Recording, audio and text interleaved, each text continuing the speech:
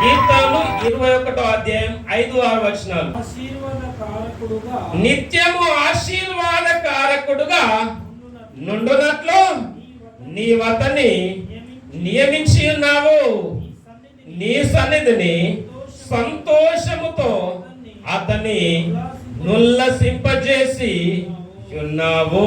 ఏలయనగా రాజు పుణ్యక యుంచుచున్నాడు, సర్వోన్నతుని కృపచేత అతడు కదలకుండా నిలుచును. ఇక వాక్య భాగంలో ఈ 2 వచనాల్లో చూసినట్లయితే ఏమని రాయబడింది అంటే, నిత్యము ఆశీర్వాదకారకుడుగా నుండునట్లు నీవు అతని నియమించి ఉన్నావు. నీ సన్నిధిని సంతోషముతో అతని నులసింపజేసి ఉన్నావు. ఏలయనగా రాజు యెహోవా యందు నమ్మిక ఉంచి ఉన్నాడు, సర్వోన్నతుని కృప చేత అతడు కదలకుండా నిలుచు. అయితే ఇక్కడ వాక్య భాగంలో రాయబడి ఉన్నది, అతడు నిత్యము ఆశీర్వాదకారకుడుగా ఉన్నాడట. ఎవరు నిత్యము ఆశీర్వాదకారకుడుగా ఉందంటే దేవుని యందు భయభక్తులు కలిగిన ఇక్కడ రాజు అని రాయబడ్డది. దేవుని సన్నిధిలో ఉంటూ ఆయన భయభక్తులు కలిగి ఉంటూ ఈయన రాజుగా రాజ్య పరిపాలన చేస్తున్న రాజు దేవుని సన్నిధిలో ఉన్నాడట. హల్లెలూయా. ఏ విధంగా ఉన్నాడు అని ఒకసారి ఆలోచన చేస్తే ఆశీర్వాదకారకుడుగా, ఎప్పటి వరకు ఆశీర్వాదకారకుడుగా? నిత్యము ఆశీర్వాదకారకుడుగా నుండునట్లు నీవు అతన్ని హెచ్చించి ఉన్నావు. ఇక్కడ రాయబడి ఉన్నది ఈ నిత్యమైన ఆశీర్వాదానికి, నిత్యమైన మేళ్లకు, సంతోషానికి, సన్నిధికి కారణమేంది అంటే ఈయన ఏం చేస్తా ఉన్నాడు అంటే నిత్యము ఏం చేస్తా ఉన్నాడు? ఈయన దేవుని యందు నమ్మిక ఉంచి ఉన్నాడట. హల్లెలూయా, హల్లెలూయా. దేవుని యందు నమ్మిక ఉంచి ఉన్నాడట. ఎలాంటి నమ్మకం అంటే కదలని స్థిరమైన నమ్మకము. ఈయన స్థిరమైన నమ్మకము, స్థిరమైన విశ్వాసము కలిగి ఉన్నాడు కాబట్టి నిత్యము ఆశీర్వాదకారకుడుగా ఉన్నాడు.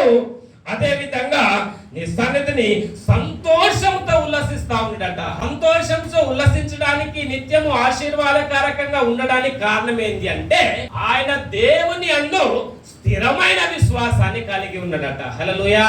స్థిరమైన విశ్వాసాన్ని కలిగి ఉన్నాడు కాబట్టి ఈ ఆశీర్వాదానికి మేలకు ఆయన కారకుడయ్యాడు అని రాయబడినది. ఒక్కసారి హెబ్రీయులకు రాసిన పత్రిక 3వ అధ్యాయం 15వ వచనం ఒక్కసారి చదవండి.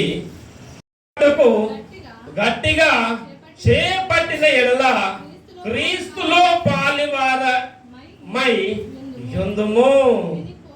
విని హల్లెలూయా, హల్లెలూయా. ఇక్కడ వాక్య భాగంలో రాయబడినది ఈ స్థిరమైన విశ్వాసాన్ని కలిగి ఉండడం ద్వారా క్రీస్తుతో మనము క్రీస్తులో పాలివారమై ఉందుము. హల్లెలూయా.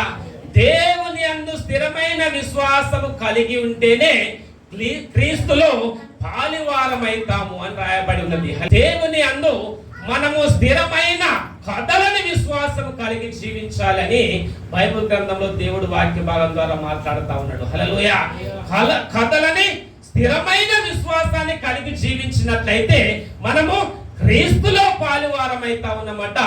ఈ యొక్క అపోస్తులైన పౌలు రాస్తా ఉన్నాడు, ఈ యొక్క స్థిరమైన విశ్వాసము ఆ సంఘానికి ఉండడాన్ని బట్టి ఆయన సంతోషిస్తా ఉన్నాడు అని బైబిల్ గ్రంథంలో రాయబడినది. విశ్వాసం అనగా నిరీక్షించబడు వాటి యొక్క నిజ స్వరూపమును లేనిది అదృశ్యమైనవి ఉన్నవనుటకు రుజువునై ఉన్నది అని రాయబడినది. హల్లెలూయా. ఈ యొక్క అదృశ్య దేవుడు మనతో ఉన్నాడని నమ్ముతూ ఆయన స్థిరమైన విశ్వాసాన్ని కలిగి ఉంటే ఖచ్చితంగా దేవుని దగ్గర నుంచి దీవెనలు పొందవచ్చు. హల్లెలూయా, హల్లెలూయా. ఎక్కడైతే విశ్వాసం ఉంటుందో అక్కడే సందేహం ఉంటుందట. విశ్వాసం అనేది దృఢమైన విశ్వాసం ఉంటే ఆటోమేటిక్ గా సందేహము ఇతనికి అపనమ్మకం ఏ విధంగా కలిగించాలి, అపనమ్మకము లేదా సందేహము లేదా డౌట్ ఏ విధంగా కలిగించాలని అపవాది చూస్తూ ఉంటాడట. హల్లెలూయా. ఇప్పుడు మాత్రమే కాదు, ఆ రోజులలో దేవుని రోజులలో కూడా యేసు ప్రభువును వెంబడిస్తున్న ఈ ప్రజలు వాళ్ళు ఏం చేశారంటే దేవుని వెంబడిస్తూ ఉన్నప్పుడు మీరు ఏం చేయండి?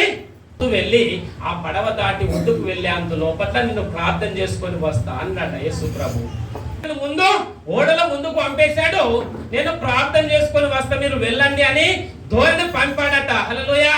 వాళ్ళు ధోరణి నడుపుతూ అప్పుడు తెడ్లతో ధోరణి నడిపే కాలం కాబట్టి ఆ విధంగా నడుపుతూ మధ్యలోకి వెళ్ళిన తర్వాత విశ్వాస పరీక్ష వచ్చింది. గాలి వచ్చింది ఇటు నుండి, తుఫాన్ వచ్చింది ఇటు నుండి, వాళ్ళ విశ్వాసానికి పరీక్ష వచ్చిందట. హల్లెలూయా. వీరి విశ్వాసము స్థిరమైనదా అస్థిరమైనదా? విశ్వాసము గొప్పదా గట్టిదా నిరుత్సాహం అవిశ్వాసమా అని పరీక్ష చేయడానికి అపవాది పెట్టిన ఒక పరీక్ష. హల్లెలూయా. ఎప్పుడైతే ఈ యొక్క గాలి సముద్రం పైన గాలి ఏర్పడ్డదో, తుఫాను ఏర్పడ్డదో, వీళ్ళు ఇటు అటు చూస్తూ దేవుని పైన ఉన్న విశ్వాసాన్ని కోల్పోయినట్లుగా బైబిల్లో రాయబడ్డది. విశ్వాసం ఉన్నది కానీ క్రమక్రమంగా పరిస్థితులను బట్టి ఏమైంది? తగ్గిపోయింది. హల్లెలూయా.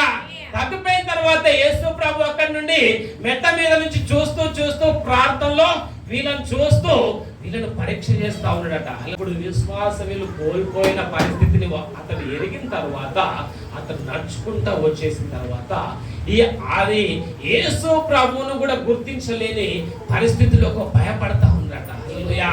హల్లెలూయా. వారు భయపడతా ఉన్నప్పుడు యేసు ప్రభు నేనే అని చెప్పిన తర్వాత దేవా అని వీళ్ళు అప్పుడు వాళ్ళు కళ్ళు తెరవబడిన తర్వాత ఈ గాలిని సముద్రాన్ని గద్దించినట్లుగా రాయబడి ఉన్నది. హల్లెలూయా. గాలి సముద్రం గద్దించిన తర్వాత అప్పుడు అడుగుతున్నాడు, మీ విశ్వాసము ఎక్కడ? అల్ప విశ్వాసులారా.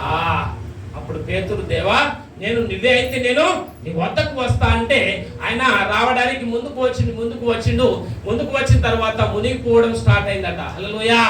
మళ్ళీ వెంటనే ఏం చేసిండు? చేయబట్టి అల్ప విశ్వాసి ఎందుకు సందేహపడుతుంది? హల్లెలూయా. అంటే వాళ్ళకు విశ్వాసం లేదనా?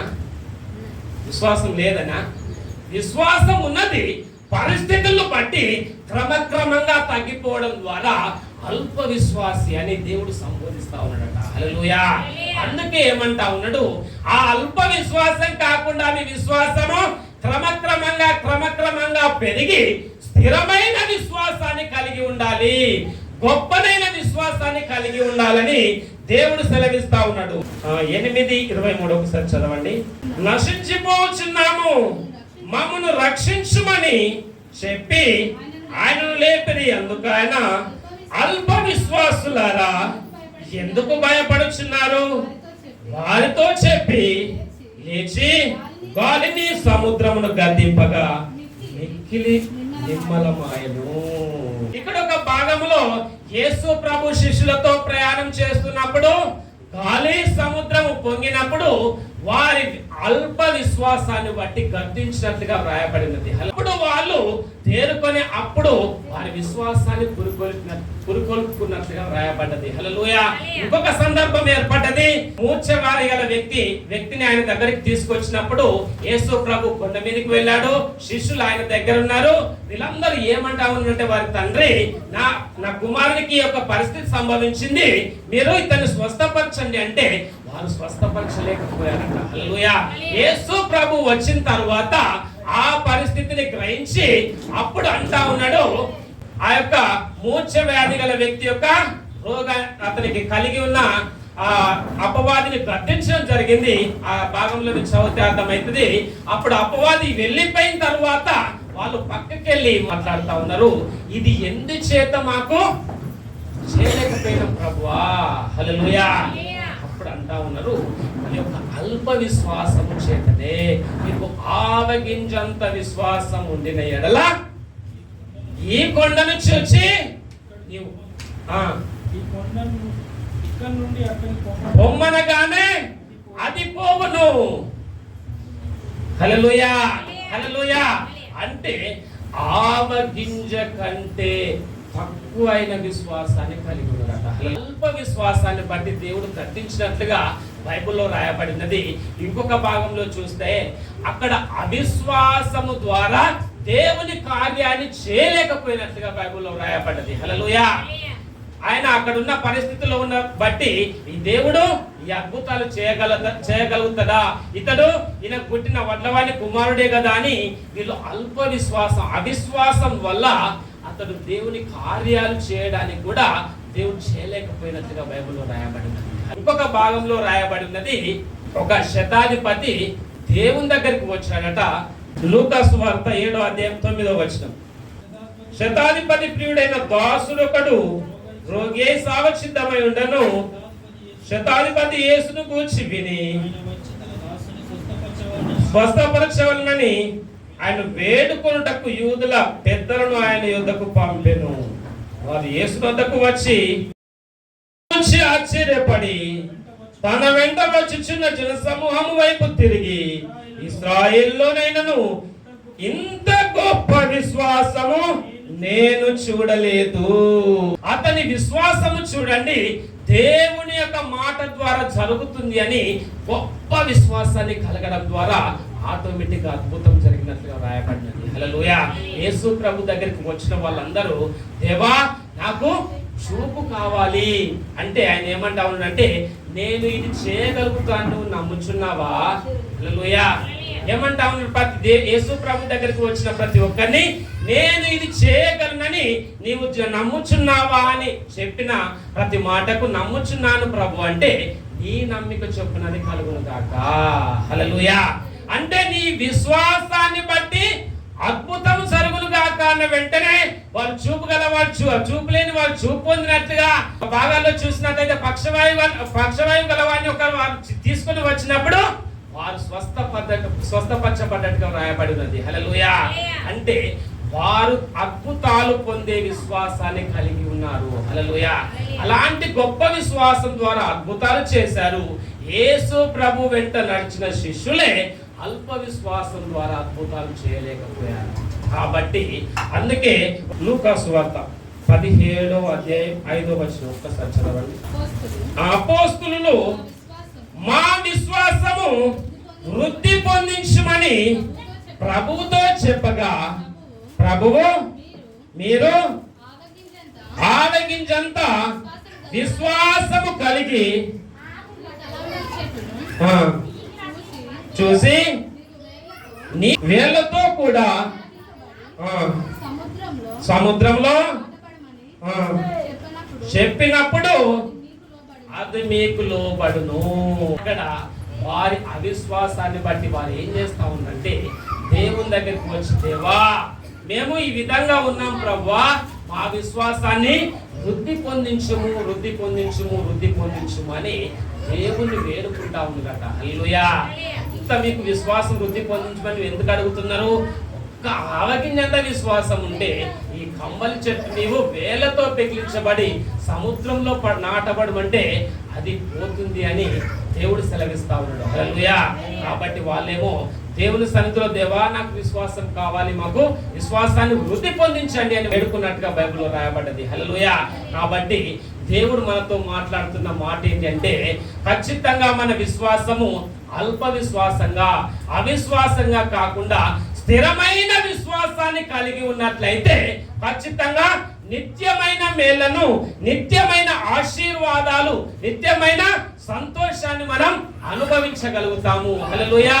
అద్భుతాలు, ఆశ్చర్య కార్యాలు అపోస్తుల్లో ఏ విధంగానైతే అపోస్తుల కార్యంలో జరిగించారో వారు జరిగించినట్లుగా మనం అద్భుతాలు, ఆశ్చర్య కార్యాలు మన జీవితంలో పొందుకోవాలంటే, నిత్య జీవితంలో పొందుకోవాలంటే ఖచ్చితంగా స్థిరమైన విశ్వాసాన్ని, కదలని విశ్వాసం, దృఢమైన విశ్వాసాన్ని కలిగి ఉండాలి అని దేవుడు మనతో మాట్లాడుతూ ఉన్నాడు. హల్లెలూయా. కాబట్టి అలాంటి విశ్వాసం కలిగి మనం ముందుకు వెళ్దాం. ఈ యొక్క విశ్వాసము మనకు కావాలి అంటే మనం వాక్యాన్ని చదవాలి, ప్రార్థన చేయాలి, అదే విధంగా దేవుని యొక్క మంచితనాన్ని, గొప్పతనాన్ని ఇతరులకు ప్రకటించాలి. ఆ విధంగా చేస్తా ఉంటే మన విశ్వాసం మరింతగా బలపడుతుంది అని బైబిల్ గ్రంథంలో బహు స్పష్టంగా వ్రాయబడినది. కాబట్టి ఈ యొక్క మాటలు మన హృదయంలో ఉంచుకొని మనం ప్రార్థన చేసుకుందాం. దేవానికి స్తోత్రం. ఈ యొక్క సర్వోన్నతమైన కృప చేత నిలిచే విధంగా కదలని విశ్వాసము ప్రభా, దృఢమైన విశ్వాసాన్ని అనుగ్రహించబడే కృప దయచేయండి తండ్రి. నీకు స్తోత్రం. ఆ విశ్వాసమును ప్రభా వృద్ధి పొందించండి. కార్యాలను జరిగించే అద్భుతాలను పొందే విశ్వాసంగా మా విశ్వాసాన్ని మార్చండి ప్రభువా. గొప్ప విశ్వాసము, స్థిరమైన విశ్వాసంగా ప్రభువా ప్రతి ఒక్కరు పొందుకునే కృప దయచేయండి. ఎలాంటి ప్రభా దృఢమైన విశ్వాసంతో ముందుకు సాగే కృపను ప్రతి ఒక్కరికి అనుగ్రహించమని, వాక్యం ప్రతి హృదయంలో నిలిచి ఫలింపచేయమని యేసు నామములో ప్రార్థిస్తున్నాము తండ్రి. ఆమేన్, ఆమేన్, ఆమేన్.